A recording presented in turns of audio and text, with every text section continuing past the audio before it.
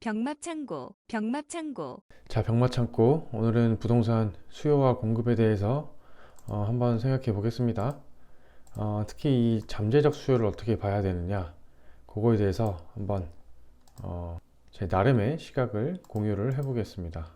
자, 과연 주택 공급은 충분한가? 몇 개 기사를 가져와 보면은 서울시에서도 뭐 주택 공급은 충분하다고 하고, 뭐 그래서 뭐 보유세니 아니면 양도세니 이런 세금도 뭐 강화한다고 뭐 이야기들 하죠. 뭐 공급은 충분하다고 뭐 반박까지 뭐 시청이 나서서 하고 있는 상황이고, 또 뭐 다른 기사를 보면요, 서울의 주택 보급률이 뭐 3년째 답보다, 그래서 뭐 공급 확대가 뭐 절실하다 뭐 이런 얘기도 합니다.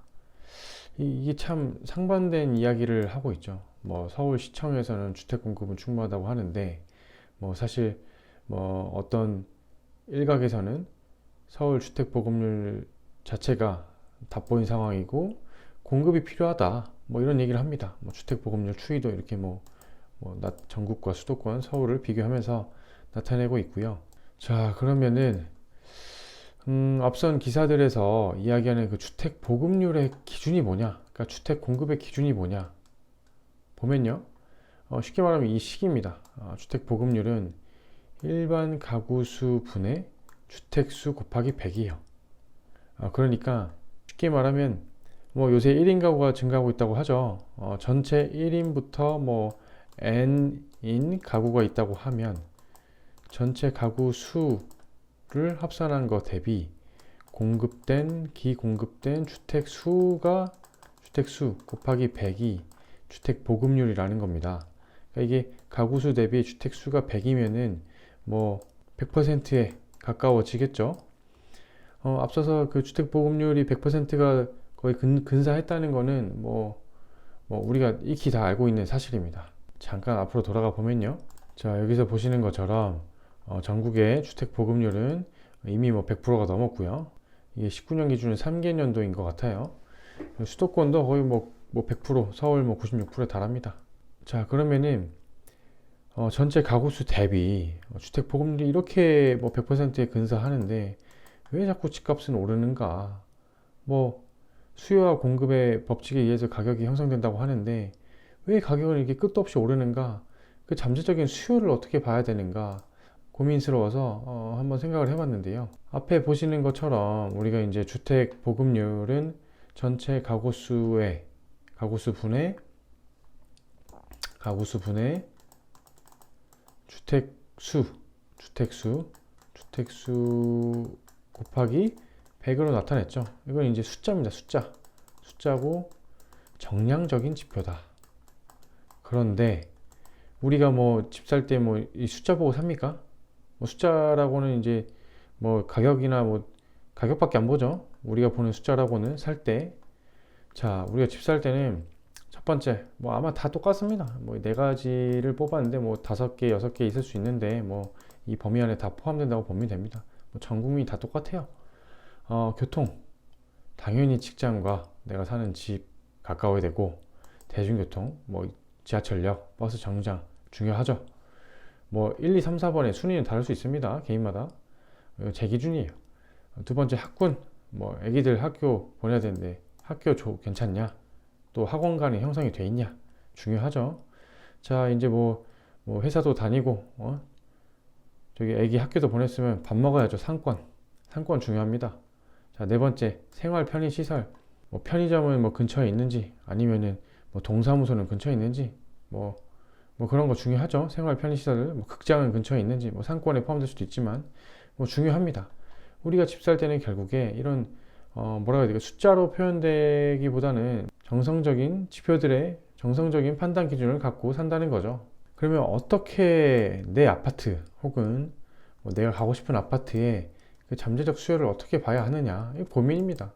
이 잠재적 수요를 판단할 수 있으면은 가격에 영향을 끼칠 수 있다고 볼 수 있겠죠. 자, 그래서 보면은 저는 이렇게 생각합니다. 가격이 모든 걸 말해준다고 생각해요. 그게 뭐냐? 어떻게 제가 잠재적 수요를 판단하느냐? 예시를 가지고 설명을 해볼게요. 그 대구 범어동에 있는 롯데캐슬 가져와 봤습니다. 숫자를 써놨는데 이게 뭐냐? 한번 밑에를 보면요. 네이버 부동산에서 단지 정보 가져와 봤는데 2009년식이고요. 뭐 446세대 뭐 엄청 큰 세대는 아니고요. 뭐 잘 아시는 것처럼 뭐 수성구 범어동 이 학군으로 굉장히 유명한 지역이죠. 롯데가 지었고 자 그래서 보면요. 이 KB 리브온 부동산 어플에서 보면은 이 범어 롯데캐슬이 범어동에 있는 단지 중 43개 단지 중 5등 그러니까 가격이에요 가격 이 KB 시세니까 평당 KB 시세니까 43개 단지 중 5등이라는 걸 알 수 있고 그리고 수성구 전체 214개 단지 중 6등이라는 걸 알 수 있어요. 자 이게 뭘 뜻하느냐 이런 겁니다. 빨간색 바꾸고요. 중요하니까 빨간색 바꿉니다. 파란색으로 바꿔야겠다. 파란색 바꾸면 자 이게 뭘 뜻하느냐 사실 가고 싶은 아파트는 이 피라미드입니다. 피라미드 이 좋은 아파트 1등부터 수성구 이 피라미드가 두 개예요. 피라미드 두 개 1등부터 여기는 범어동 여기는 이제 수성구 피라미드 자 이렇게 있다고 보면은 이게 한 5등 하죠. 1등부터 이제 43등까지 있는 거고 수성구 피라미드에는 1등부터 214등까지 있어요. 근데 이 범어 롯데캐슬은 5등이란 거예요. 5등이면은 사실 우리가 직주 근접 생각했을 때 같은 구안에서는 움직일 수 있습니다. 그리고 같은 구안에 있다고 봤을 때 학군도 뭐 동일하다고 볼 수 있겠죠. 뭐 상권 뭐 거의 유사할 겁니다. 물론 이제 동별로 차이가 있긴 해요. 말인즉슨 이 5등 아파트에 색깔이 안 보여서 다시 바꿀게요.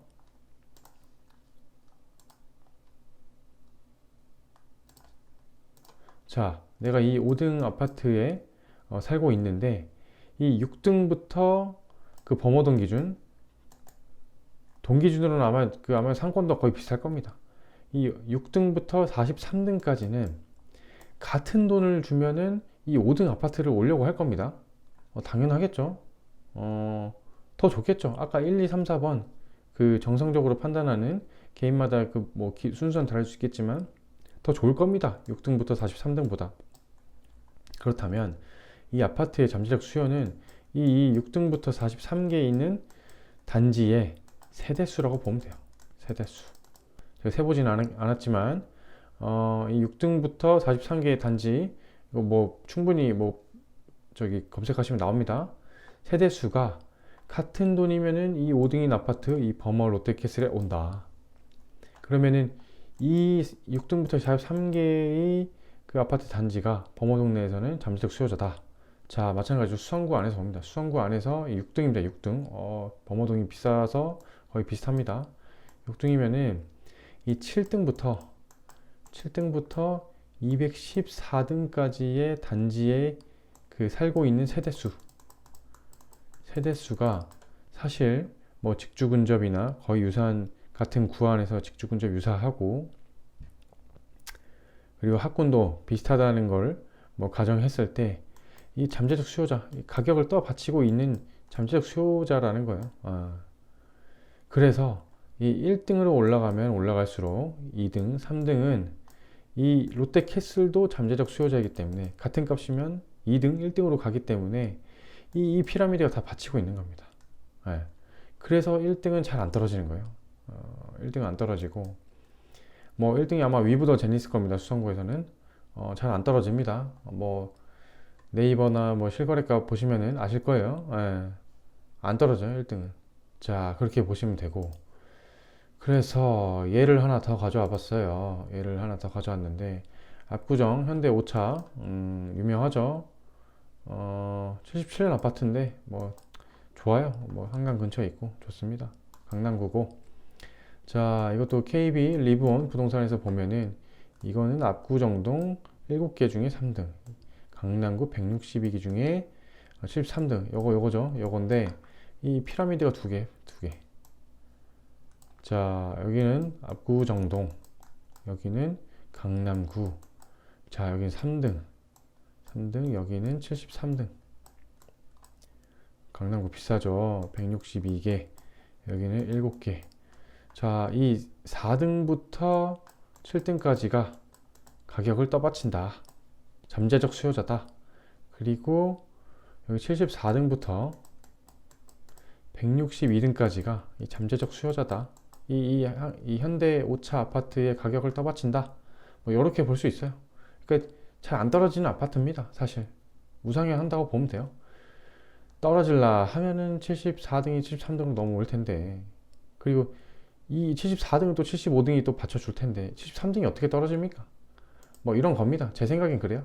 자, 앞은 좀 뭐 저기 남부러운 얘기 한번 해봤고, 제 생각을 한번 얘기해 본 거고, 여러분들 이거 잘 몰라가지고 제가 한번 가져와 봤는데, 이 실거래가 확인할 때 꿀팁입니다. 많은 분들이 이거 네이버나 호갱노노만 봐요. 호갱노노. 근데 사실 이것만 보면 안 돼요. 국토부 실거래가를 꼭 확인해야 됩니다. 이게 스텝 1, 스텝 1, 스텝 2라고 보시면 돼요. 이거 네이버입니다. 네이버, 이건 호갱노노. 자, 이거 아까 저기 앞에서 봤던 버머 롯데캐슬 거 가져와 봤어요. 가져와 봤는데, 이거 실거래가 쭉 보면은 자, 여기 주목하세요. 여기 16억 5천 여기 떠 있죠? 16억 5천. 자, 여기도 16억 5천 떠 있습니다. 떠 있죠? 근데 이게 취소될 수도 있다는 거예요. 취소. 근데 이게 네이버나 호갱노노는 안 뜹니다. 취소된 게.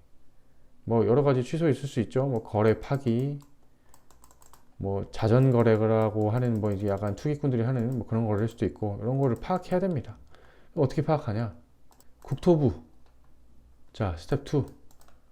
국토부 실거래가 들어가면은, 실거래가 공개 시스템 들어가면은 여기 아까 봤던 16억 5천짜리 여기 이제 취소가 됐어요. 예. 취소가 2021년 얼마 전에, 이제 한 달 채 안 돼서 한 달 정도 전에 이거 취소됐어요. 취소됐어. 이 취소된 걸 봐야 됩니다. 예. 이 취소된 걸 안 보면은 부동산 가서도 뭐 16억 5천 됐다고, 뭐 실거래가 떴다고 뭐 보여주니까, 네이버 실거래가, 그리고 뭐 17억에 사야 된다고 하니까 이거 당할 수 있단 말이에요. 그래서 항상 네이버랑 호갱노를 편하니까 보고, 다음으로 진짜 국토부 실거래가에서 이게 취소됐는지 안 됐는지 봐야 된다. 이거를 제 꿀팁으로 말씀드려 봅니다. 자, 그래서 오늘의 결론을 한번 정리를 해 봤는데, 뭐 글씨가 이렇게 좀 위로 올라갔는데 한번 정리해 봅니다. 아파트 잠재적 수요는 내 아파트나 아니면 내가 가고 싶은 아파트의 같은 동, 피라미드 두 개, 같은 동, 같은 구, 가격 등수보다 떨어지는 단지의 세대수 총합이다. 이 밑에서 가격을 내 아파트나 내가 가고 싶은 아파트의 가격을 받쳐준다. 즉 1등 아파트는 가격이 잘 안 떨어진다. 이렇게 볼 수 있고, 결국 모두가 원하는 1등 아파트는 공급이 제한적이라는 게 핵심입니다. 그래서 인간의 욕심은 끝이 없고, 1등 아파트의 가격은 일반적인 경제 상황에선 지속적으로 우상향할 수밖에 없다. 이건 제 판단이고 그냥 개인적인 생각입니다. 그냥 개인적인 생각을 공유하는 차원이고, 자, 그래서 무조건 1등 아파트를 사야 된다.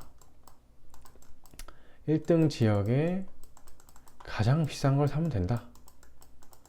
그러면은 지속적인 우상향을 보일 것이다 라는 게 이제 제 판단이고, 자, 4번 이제 꿀팁. 실거래가는 이제 네이버나 호갱노노 확인하시고, 꼭 국토부 실거래가 자료를 확인해서 이게 취소된 거래인지 확인할 필요가 있다. 그래야 부동산 가서 눈탱이 덜 맞는다. 자, 요겁니다. 눈탱이 덜 맞는 게 중요해요. 저도 맞을 뻔 한 적도 있고, 그렇습니다. 병합창고